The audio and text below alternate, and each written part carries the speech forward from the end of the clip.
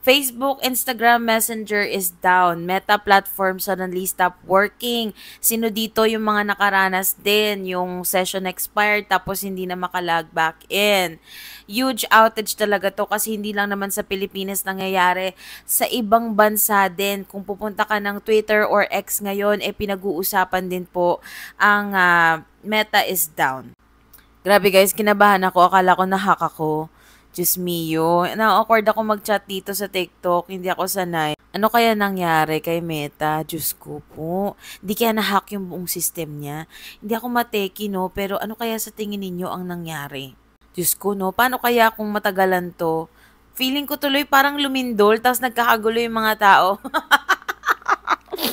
Grabe guys, sana maayos na, no? Kasi marami rin maapektuhan kung sakaling tumagal ito. Currently, hindi pa rin ako makalagin eh. Tsaka sa Instagram, hindi rin talaga